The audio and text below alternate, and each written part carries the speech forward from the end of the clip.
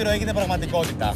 Με αυτό το ωραίο φαΐ ενώσαμε τις δύο γέφυρες, των Ισθμίων και της Ποσειδονίας, και τους δύο κόλπους, το Σαρονικό με τον Κορινθιακό.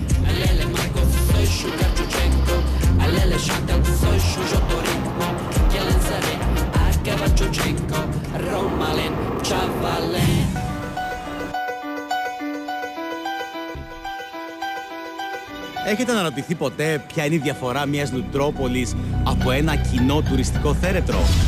Τα ιαματικά νερά, η ιστορία και το απόλυτο σικ.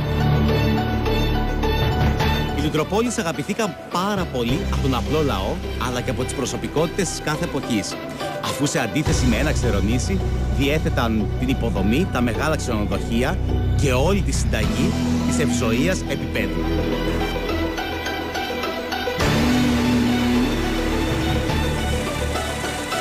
Δεν υπάρχει μεγαλύτερη ευχαρίστηση από ένα τέτοιο υδροθεραπευτήριο που τα έχει όλα και συμφέρει. Καθώς ανήκει στο Δήμο Λουτρακίου, οι τιμές του δεν συγκρίνονται με τις ταρίφες στα ιδιωτικά σπα. Το νέο υπερσύγχρονο κτίριο έχει αντικαταστήσει τα παλιά λουτρά που λειτουργήσαν για πρώτη φορά το 1937. Να με και στα παλιά λουτρά. Ξέρετε ποιοι ήταν οι πρώτοι πελάτες των λουτρών του Λουτρακίου? Οι θεοί του Ολύμπου φυσικά, που κατέβαιναν εδώ πέρα να ξεκουραστούν όταν τους κούραζε το υψόμετρο του Ολύμπου.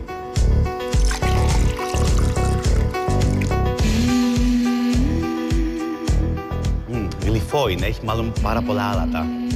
Για να δούμε, θα μου κάνει καλό στη δυσπεψία?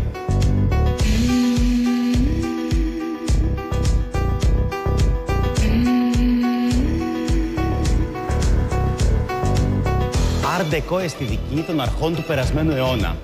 Δίπλα οι τεχνητοί καταράκτες και μπροστά οι κρουαζέτ με τους φοίνικες. Τύφλα να έχουνε οι κάνες.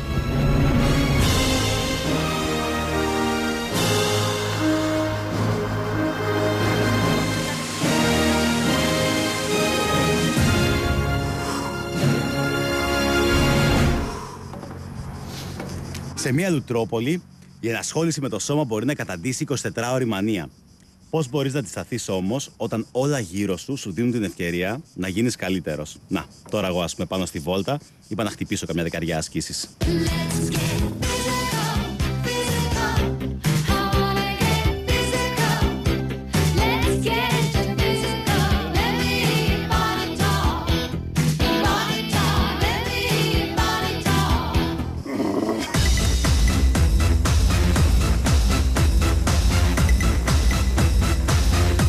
Μετά από τόση δράση, ήρθα να την αράξω στην άκρη της πόλης, στο πιο γνωστό στέκι.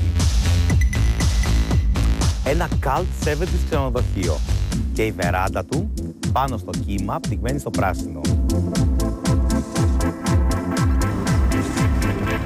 Καλημέρα. Καλημέρα. Θα ήθελα ένα δροσιστικό απεριτίφ και μία τορτίγια.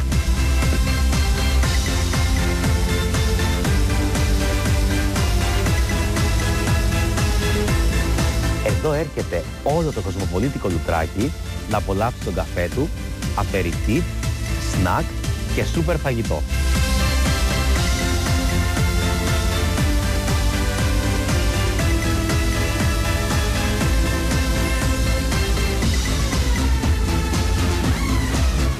Ας δούμε όμως τώρα, στην άλλη άκρη της πόλης, αυτό το ζευγάρι τι έχει παραγγείλει στο ιταλικό του καζίνο. Buonasera.